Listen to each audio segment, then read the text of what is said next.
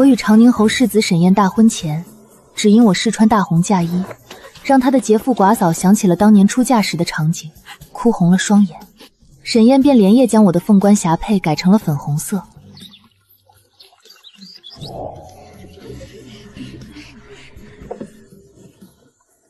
阿芷，这是我让人连夜为你赶制的新嫁衣，你试试，可还喜欢？这怎么是粉红色的？这是我的嫁衣，粉红色的嫁衣。长宁侯世子夫人穿粉红嫁衣入府，你们长宁侯府的规矩可真是特别。你昨日叫人拿走我的凤冠霞帔，还来此物是为何？阿芷，你那日试穿嫁衣的时候，嫂嫂看见了，她回去哭了一晚。她想起她出嫁时候的样子，很是伤心。兄长已逝，她是杰父，如今触景伤情，你也知嫂嫂不容易，何必穿大红的嫁衣让她感伤？你无论穿什么嫁进侯府，我都认，都是我长宁侯世子夫人，你又何必执着？嫂嫂不易，你忍一忍，让让她好吗？粉红嫁衣，真是闻所未闻。侯府世子要新娘子为寡嫂改喜服颜色，像什么话？还不是为了那个秦若昭？他与长宁侯世子两兄弟青梅竹马，当年嫁进长宁侯府，刚成亲不到1年，沈宴的兄长便战死。秦氏当时又是要上吊，又是要撞棺的，闹得满城风雨。皇后娘娘听闻，为之感动，才封他为杰父。杰父是封了，可这2年京中聚会他也没少参加，次次引得众星捧月，其他人穿红着绿，不曾见他触景生情过。怎么偏谢小姐出嫁，他就看不得红嫁衣了？见不得红色，难不成他死了夫君，全部人都得随他当寡妇不成？世子，一个女人最重要的时候便是出嫁之时，大红嫁衣，凤冠霞帔以示庄重，岂有人娶正室用粉红嫁衣？长宁侯世子娶的是夫人，又不是见不得人的妾，怎么敢用粉色嫁衣羞辱阿芷？他秦若昭难道不知正红的凤冠霞帔寓意着什么？让人用粉红色，他是故意的吧？世子是娶妻还是纳妾？阿芷还未进门便要受这等气，以后进门还得了？秦若昭见不得红色，我怎么这么不信呢？上次宫宴她穿的16裙不是大红色吗？感情她是只能自己穿，不能别人穿啊。你们，世子请把嫁衣拿回去吧，请恕阿芷不能穿。我不是有意羞辱你，阿芷，嫂嫂真的很伤心，你又何苦这样刺她的心？原来世子知道这是一种羞辱。我不是这个意思，难不成你成亲就一定要在别人伤口上撒盐吗？我说过了，你穿粉红，我也是娶你为世子夫人，也是正事啊。粉红也是红，你何必如此斤斤计较？忍一忍便过了。你是镇国公嫡女，难道这点容人之雅都没有吗？粉红也是红，用粉红嫁衣出嫁，这样颠倒是非黑白的话，我真的很久没有听过了。小姐，长宁侯府的大夫人来访。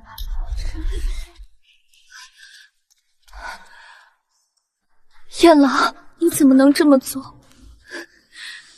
若是因为我坏了这门亲事，你让我如何和公公婆婆交代？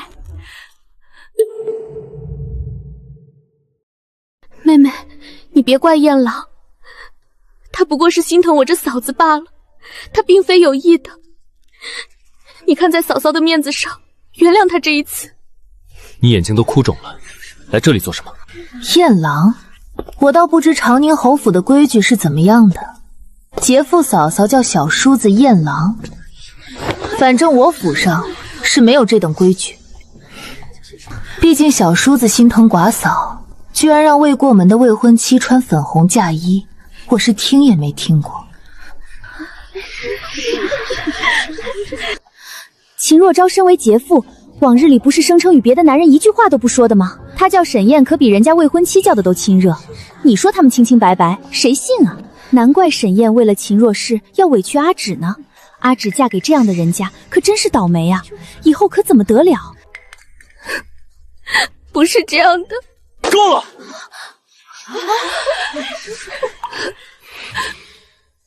谢芷玉，这便是你的手段是吗？为了表示你的不满，居然让他们这些人在这里羞辱若昭。枉他还怕你委屈，专门来劝我。你呢？你却叫人在此羞辱他，你如此小肚鸡肠，以后嫁进长宁侯府，是不是也会这般为难他？秦小姐，我可有为难你？不是你与沈燕为难我吗？拿走我的凤冠霞帔，偷梁换柱改成一套粉红色的嫁衣，你一人上门不算，还要带秦若梢来扮可怜。难不成谁死了夫君，谁就天下无敌，可以为所欲为了吗？谢芷玉，你是堂堂镇国公嫡女，嫂嫂是皇后亲封的杰妇，难道就不能让你让一步吗？让？我凭什么要让？你嫁进长宁侯府，日后要日日相对，你若把事情做得这么僵，对你日后也没有好处。若昭比你先嫁进侯府，我们侯府以她为尊，就算你日后是世子夫人也是如此。我心意已决，3日后迎亲，你只能穿这套粉红的凤冠霞帼进门。妻以夫为天，女训一书，你作为谢家嫡女，也该好好学一学。弟妹，燕郎都是体恤我这个嫂嫂，委屈你了。不过，只要能嫁得心上人，是不是大红嫁衣又有何妨？弟妹，你说是不是？别管他，若曦，我们走。阿芷，你可不能穿粉红嫁衣出嫁呀！在礼法上，穿粉红嫁衣出嫁那是做妾，你可不能自甘降了位分，从妻变妾啊！就是，我看沈燕和秦若昭就是故意来羞辱你的。秦若昭就是故意的，想让你入府就为妾。谁知道他打的什么主意？圣上赐婚，可你爹娘在边关尚未赶回，沈燕便是仗着你双亲不在，无人替你做主，才敢用这样的方式娶你进门。粉红也是红，要我有容人之量。容人之量我倒是有，只是我有，不知他沈燕有没有。替我去查一件事。另外，备车，我要连夜进宫觐见皇后。属下遵命。皇后是我姨母，双亲赶不回来，那姨母为我婚事做主，也是应当的。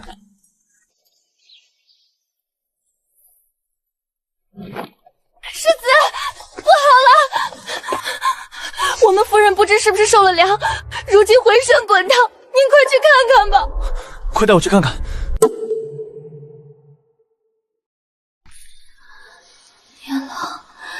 燕郎，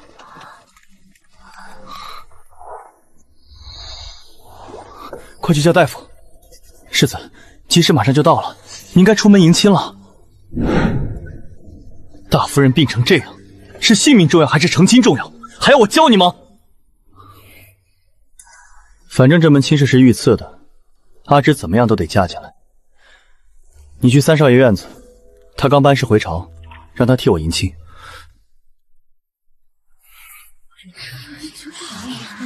一般出了生死大事，哪个新郎不亲自迎亲？别说了，你瞧世子紧紧握着大夫人的手，他哪还听得进旁人一句话？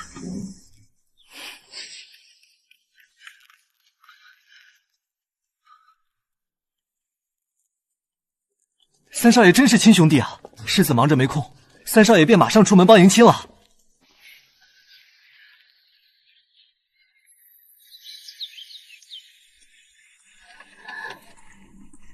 燕郎，今日是你大喜之日，你快去吧。我的病不是什么大事，反正你总归是要娶她的。新娘子进门啦！你去吧。过了今夜，你便是别人的夫君，与我再无干系了。燕郎，你等我，他今日以粉色嫁衣入府，必被人说三道四。到时候我想办法混淆视听，只说她是妾，在府里断断压不过你去。等吉时过了，我再出去。入了长宁侯府，也要给他长长规矩。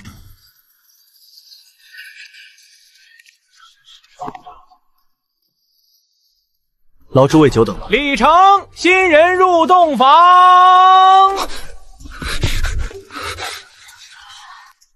什么？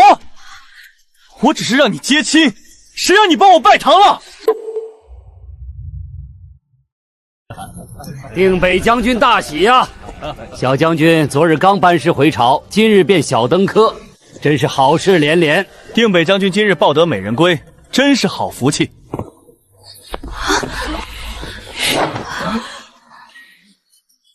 谢芷玉，你怎么敢和别的男人拜堂？我昨日送去的喜服呢？怎么变成了正红色？我说过，你要嫁进长宁侯府，只能穿我送去的粉红嫁衣。你不从夫命，怎么配嫁进我们长宁侯府？兄长，今日弟弟娶妻，弟妹穿什么嫁衣，兄长管不合适吧？今日明明是我娶亲，和你有何关系？人是我去迎的，天地是我与他拜的，为何不关我的事？连皇后的懿旨上写的都是我的名字，怎么与我无关？什么皇后的懿旨？皇后赐婚的明明是我。不信你问阿芷，她要嫁的人一直是我。夫君，世子为何要阻拦我们的婚事？沈世子，难不成你照顾你的嫂嫂还不够，连弟妹也要照顾？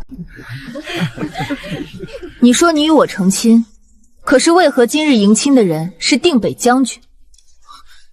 今日嫂嫂病了，我照顾她看大夫，实在离不开人。她刚喝了药，便叫我来迎你了。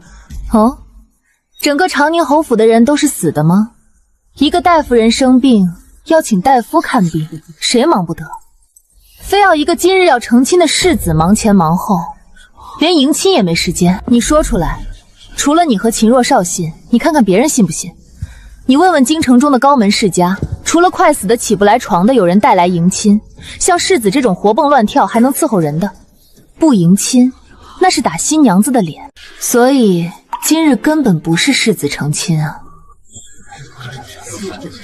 就是一个大嫂病了，他一个大男人守着，像什么话？听说他为了这个嫂嫂，还几次三番的要新娘子向他低头。做出这种事，简直丢尽了高门世家的脸。谢芷玉，就因为我让你穿粉色嫁衣，你便故意这样挖坑设计我，你这毒妇！你这样斤斤计较，一点容人之量都无，如何当得起沈家宗妇？我当不当得起沈家宗妇，由不得你。我倒是容得下你那嫂嫂，也容得下你送去的嫁衣。说起这容人雅量，只是不知道世子有没有。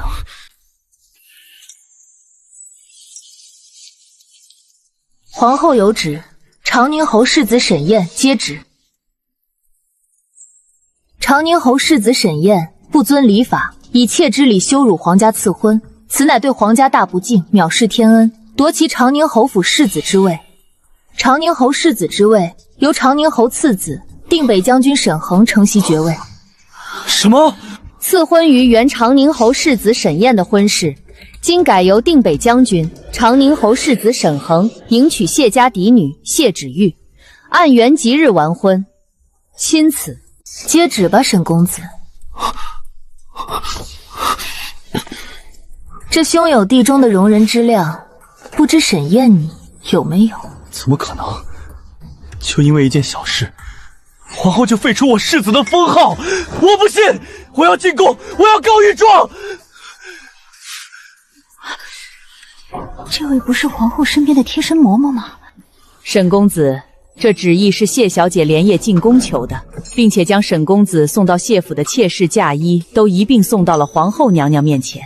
皇上当时也在皇后墓中，圣上看见那嫁衣，龙颜大怒。圣上说：“镇国公于国有功，虽不能回京参加女儿的婚礼，也绝不能让你这不要脸的欺负了谢家嫡女。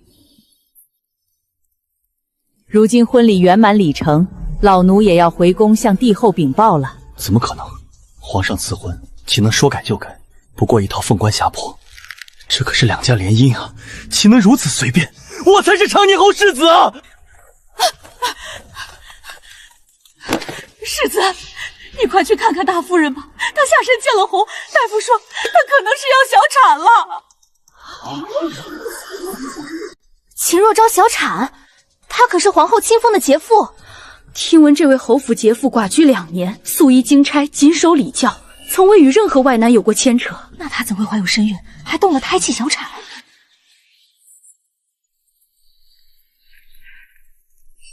人多杂乱，小心些。果然，暗卫传回的消息应验了。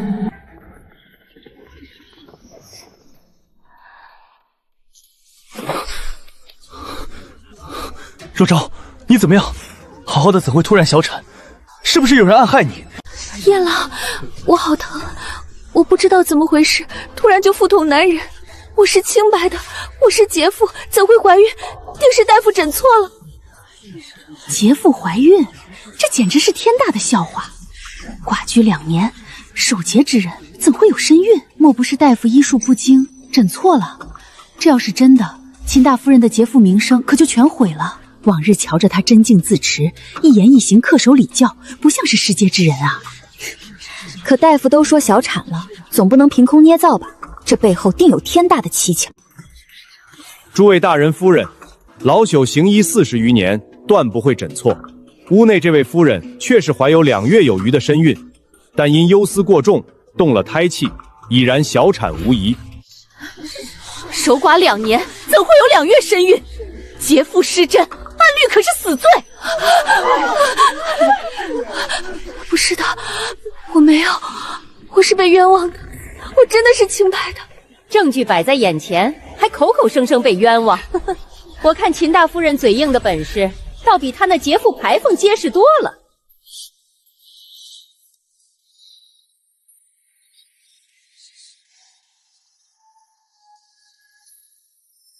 秦若昭是劫妇，清心寡欲，守节2年，自然不会怀孕。可你真的是秦若昭吗？你胡说什么？我不是秦若昭是谁？我是秦家嫡女，长宁侯府大夫人，皇后亲封的劫妇。你休要在此妖言惑众，污蔑于我。污蔑？真正的秦若商，自幼师从书法大家，一手簪花小笔，清丽俊秀，京中贵女无人能及。且他左眉尾有一颗米粒大小的朱砂痣，是玉石玩耍摔伤所留，终生不消。这2样，你有吗？我幼时磕碰，痣早就淡了。至于自己，久不练习，自然生疏了。淡了，生疏了。沈燕，你与秦若昭自幼相识，一同长大，她身上的胎记、独有的字迹，你会不清楚？竟不敢回答，看来这屋里的女人果真并非秦若昭。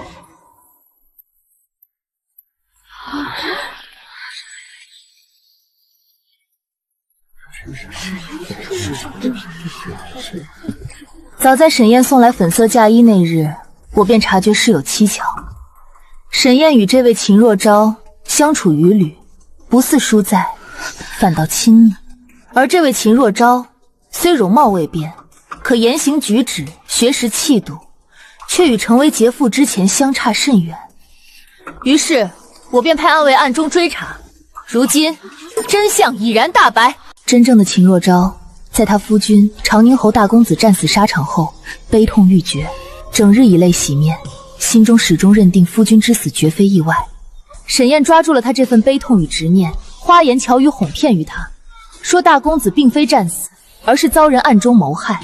他知晓线索，能带他查明真相。嫂嫂，大哥的死并非意外，关于真相，我已有了些眉目，但查线索需隐秘，不可声张。嫂嫂若真想替大哥报仇，便以散心为由随我离府，我们私下追查，定能水落石出。嫂嫂放心，此行我还安排了女眷同行，路上可照顾嫂嫂起居，也好避嫌。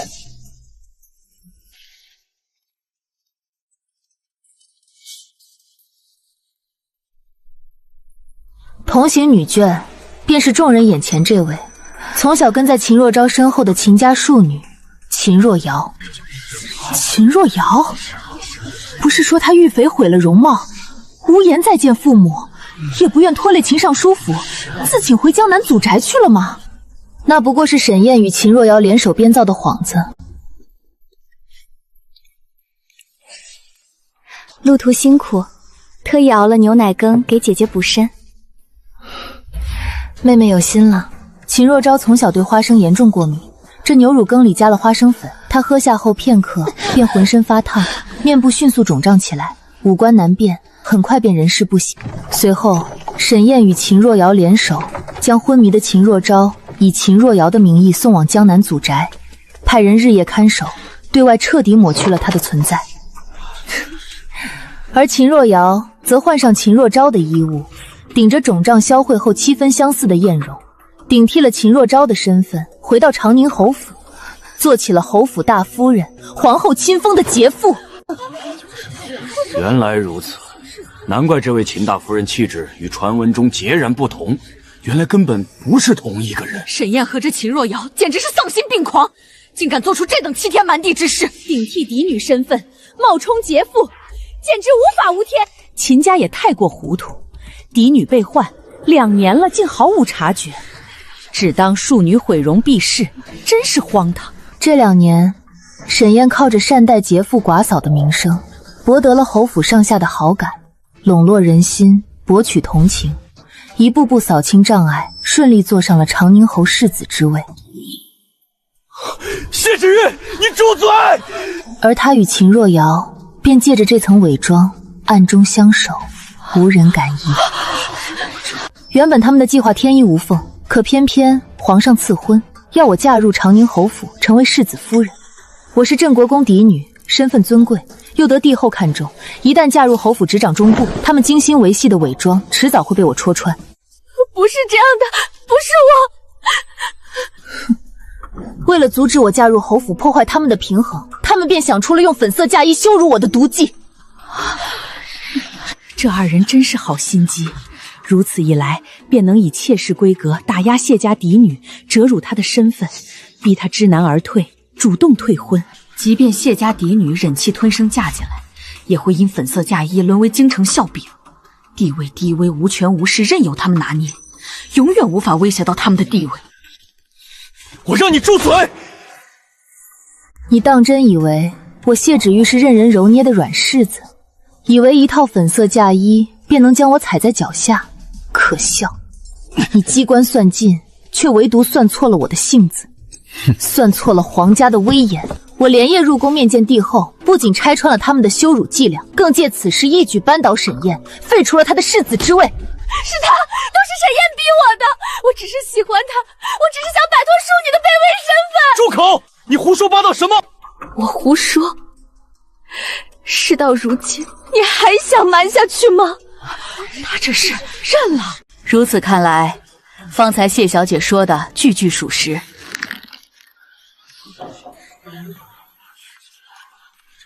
秦尚书，秦夫人到。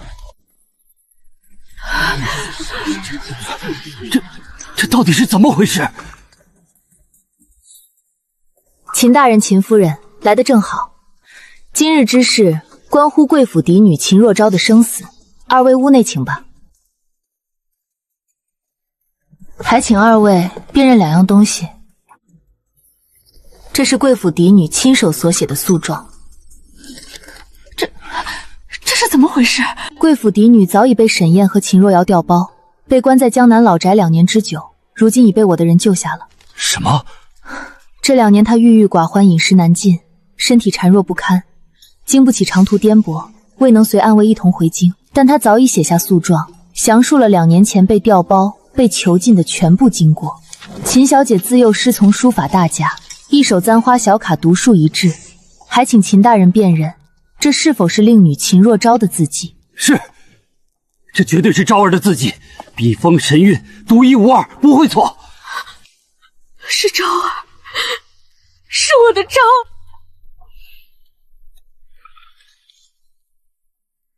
这枚平安扣是秦夫人在秦若昭及笄时亲手为她打造，她贴身佩戴，从未离身，请秦夫人过目。是昭儿的平安扣，没错。昭儿左眉的痣还是我不小心造成的，绝无虚假。我的昭儿这2年受了多少苦啊！怪不得这2年昭儿从不回娘家，有我夫妻俩的宴会也推拒不来。我夫妻2人以为她失去丈夫太过伤心，也并未多计较。原来是你使了手段，好一对狼心狗肺的东西，竟敢如此残害我秦家嫡女，瞒天过海，无法无天！我定要上奏朝廷，将你们2人碎尸万段！冒名顶替，囚禁臣女，毒害长嫂，桩桩件件，天理难容。还侯府世子呢，做出这等丧尽天良之事，简直猪狗不如！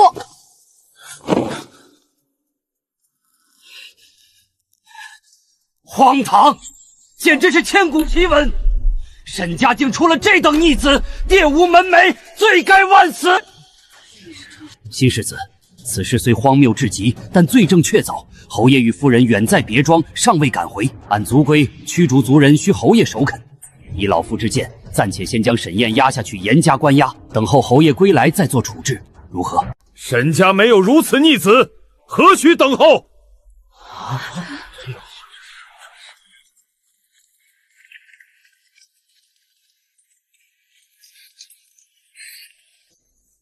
我与夫人本在别庄休养，收到密信，得知这逆子用粉色嫁衣羞辱芷玉，当即火急火燎往回赶。万万没想到，竟还牵扯出若昭是被调包，甚至被囚禁的事。孽障！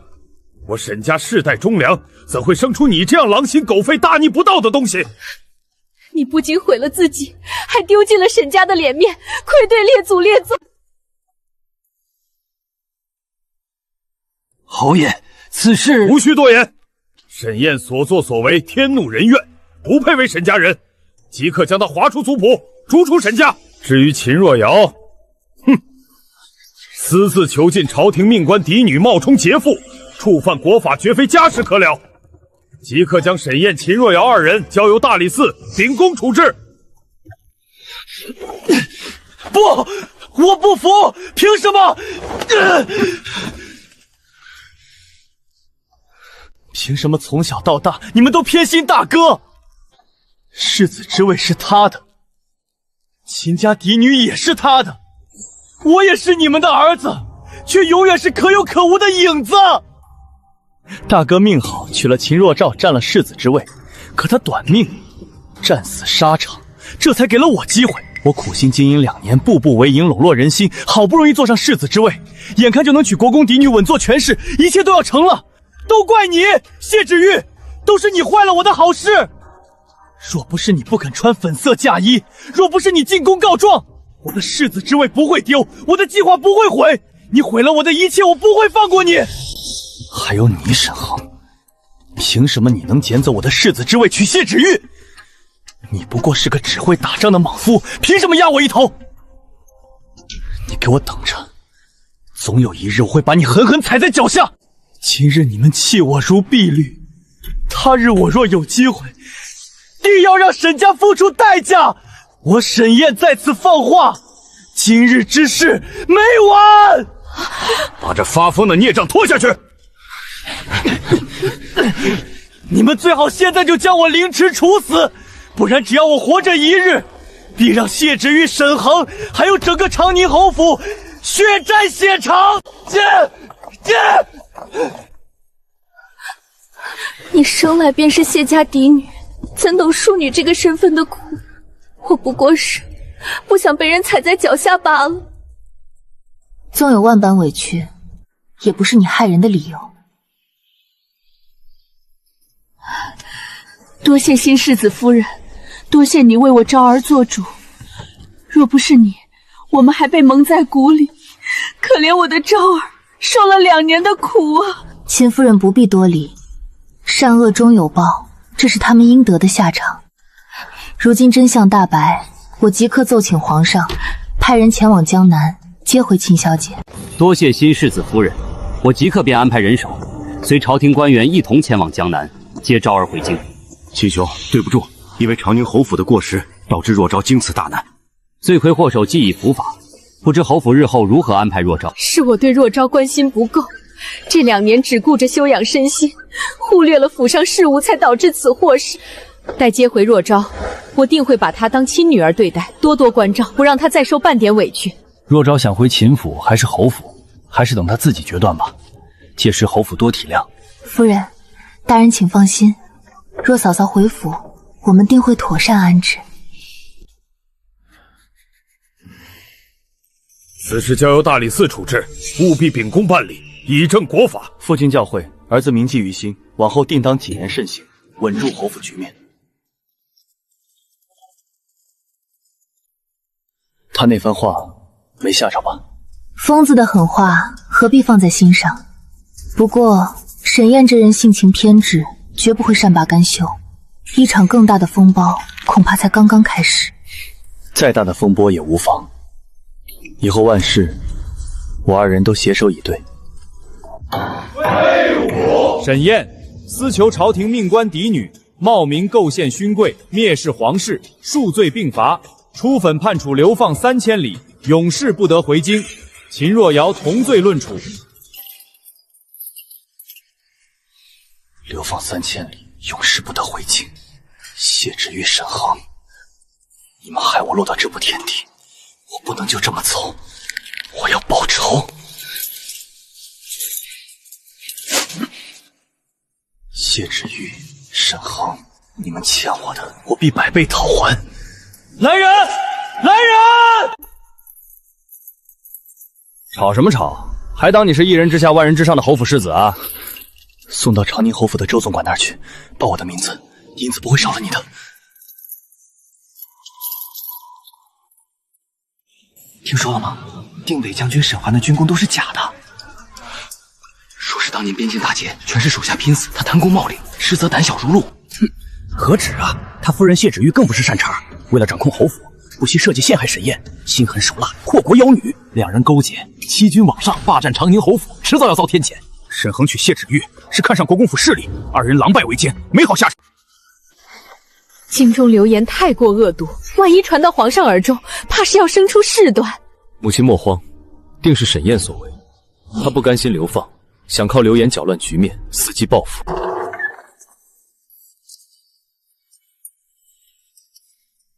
母亲，他的手段依旧是老套路，流言虽劣，却无根无据，不堪一击。夫君可派人暗中追查流言源头，将散播之人一一抓获，顺藤摸瓜揪出沈燕的联络人，拿到证据。我已派人着手，不出3日，必能查到源头。今夜东市、西坊各茶馆门口一并贴完，天亮之前务必收工，别让人瞧见。带走，问出主使。将军，在他们藏阵处搜到的，自己已比对过，是沈燕亲笔。招不招？招，全招！是沈家的周总管找到我们，给了每人5两银子，让我们把这些东西贴遍京城大街小巷，全是他们编的啊！小的只是拿钱办事。将证词与密信一并呈交皇上。是。好一个沈燕，传朕旨意，所有涉案官员尽数革职查办，永不录用。谢陛下。听说了吗？前2日那些有关侯府世子夫妇的流言，全是沈燕在牢里编排出来的。他旧部收了银子，雇了一帮地痞满城贴纸条子，真是阴毒卑劣。听说顺藤摸瓜，还揪出了好几个贪官。沈将军这回不光洗了自己的名声，还帮朝廷清了蛀虫。沈家这对夫妻，一个在边关杀敌卫国，一个在京城替秦家嫡女讨回了公道，都是好人呐。真没想到，那沈燕在牢里还敢兴风作浪，这下可好，皇上龙颜大怒。是啊，沈将军把铁证一交，京兆尹连夜抓了10几个人，那些参与的官呀全革职了，余党被一锅端。好得很，谢芷玉，既然软的不行，那就来硬的。沈燕疯了，他把手头所有的私产和家传物件都兑了银票，买通了江湖上最凶悍的杀手组织血影。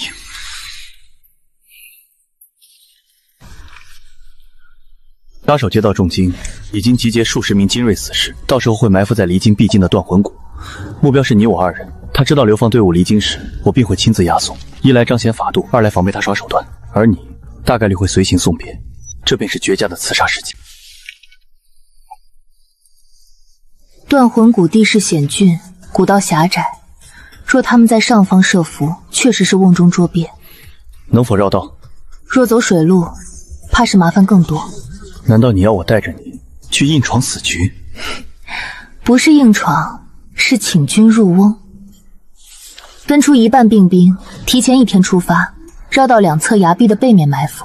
你带剩下的人正常走古道，而我坐在马车里。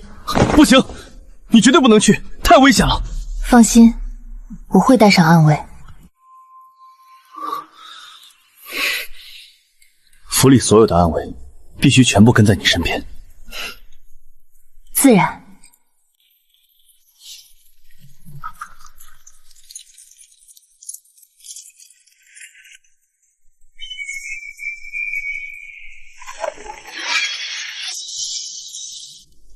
有埋伏，列阵，护住马车。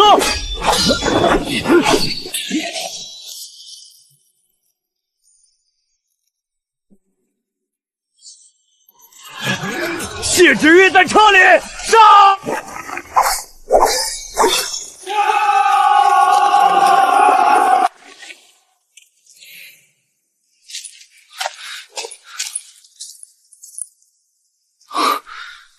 你没事就好。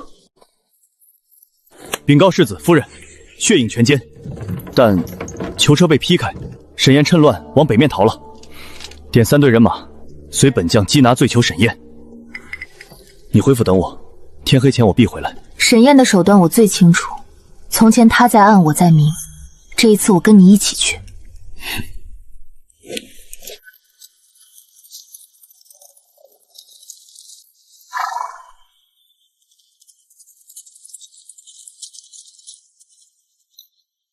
他往哪边走了？右边是山路，往北能出境，但路难走，他腿上有伤，走不了那么快。左边绕半日路程，刚好是静云庵。静云庵？劫难之后，秦若韶不愿再留京城，就是在静云庵待发修行。沈燕的伤拖不了太久，不出3日就会被追上。他手里必须抓一个有用的人质，才有机会换马换药，甚至让追兵投鼠尽兴。而秦若韶是秦尚书嫡女，是沈燕大哥的遗孀，是皇后亲封的姐夫。沈燕若劫持他在手，没人敢轻举妄动。既然如此，我们绕到前面堵他。不，让他进去。那日看过地图后，我早已派人守在静云庵，他伤不到秦若祥的。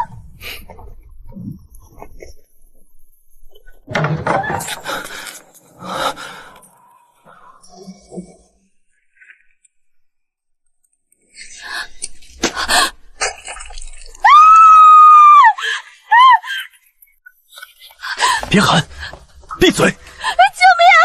快来人！你再喊一声，我割了你的喉咙！你跟我走，只要你听话，我不会伤你。夫人说的没错，沈燕，你果然会来这里。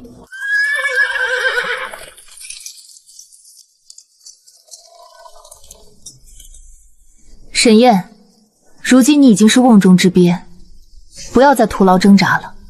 谢芷玉，你算得真准，可你现在怎么选？我手上有他，你退还是不退？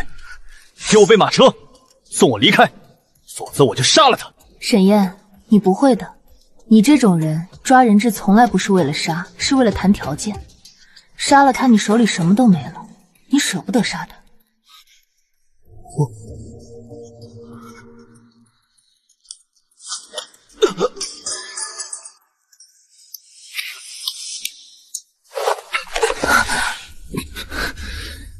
谢芷玉，你真是好算计。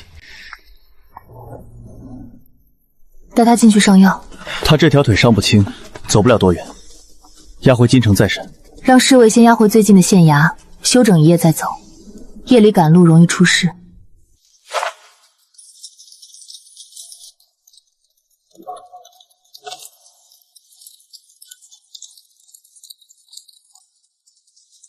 夫人，将军，出事了！押送沈燕的队伍在半路遇袭，对方来了10几个人，沈燕被人劫走了。什么人？天太黑，看不清，但恐怕是沈燕的旧部。无妨，我早料到了。夫人既然知道，怎么还让押送的人只带了1队？押送的人少，他们才会出手救人。1队人走山路，暗处的人觉得有机会。如果押送的人太多，他们不会动手，沈燕就会一直被我们攥在手里。可他留在我们手里，他那些旧部就会一直藏着。原来如此，那你觉得他现在会往哪儿跑？往北，那边有几回流寇。他早年以世子身份笼络过一些人，许诺过好处。现在他什么都没有了，那几回流寇是他最后能抓的筹码。他一定会去投奔他们。沈燕所有退路都被堵死了，穷途末路，下一步怕是要勾结流寇，起兵谋反。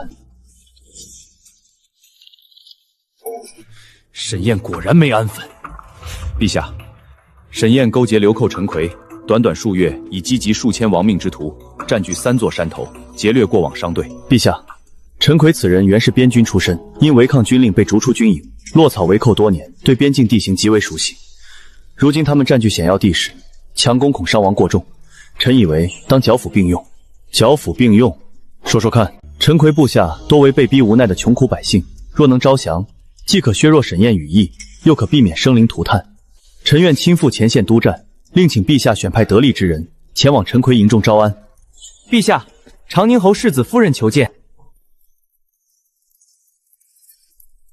陛下，臣父听闻北方匪患猖獗，愿带朝廷前往招安流寇。芷玉，陈奎是杀人不眨眼的悍匪，你一个女人家，正因臣父是女人，陈奎才会轻敌。他轻视我，便会露出破绽。我是镇国公嫡女，朝廷派我前去招安，更显诚意。传出去也足以彰显陛下宽仁大度。臣父并非孤身犯险，还请陛下恩准沈将军率兵压阵。若招安不成，再行强攻。陛下，臣愿率精兵在陈奎营外劫运。朕准了。沈恒率精兵压阵，芷玉入营招安。若能兵不血刃平定匪患，朕重重有赏，一切小心为上。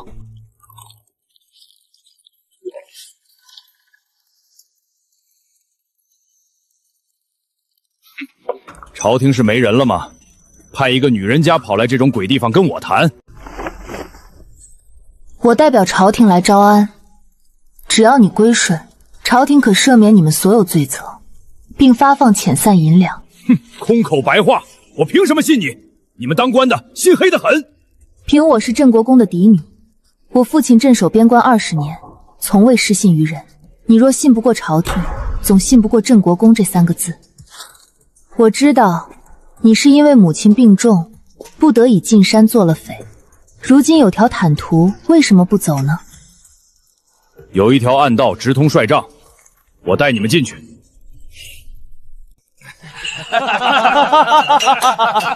诸位，等我做了皇帝，高官厚禄少不了你们的，干！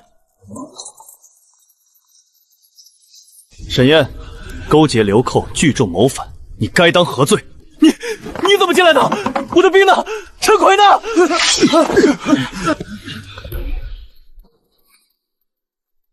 谢芷玉，是你，又是你！从散播流言到断魂谷买凶，再到这里，沈燕，你这些手段真是陈旧。好一个谢芷玉！我沈燕这辈子最大的错就是低估了你。夜风冷，我们回家吧。好，回家。罪囚沈燕听判。圣上亲笔下旨，沈燕勾结流寇，企图谋反，数罪并罚，判处斩立决。3日后午门公开行刑，以儆效尤。沈燕，你也有今天！冒名顶替，买凶杀人，还想谋反，死有余辜！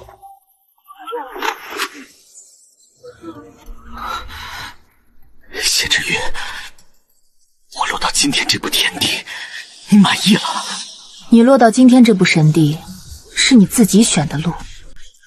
午时3刻已到，行刑！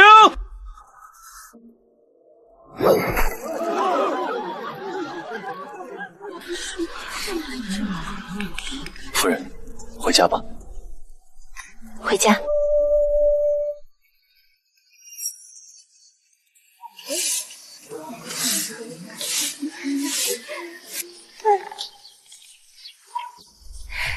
小家伙又在睡觉了，连祖父母母都快抱不动你了。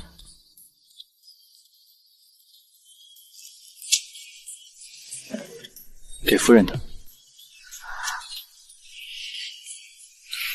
这一路血雨腥风，算计人心，所求的不过是这片刻的安宁。往后余生，有你，有他。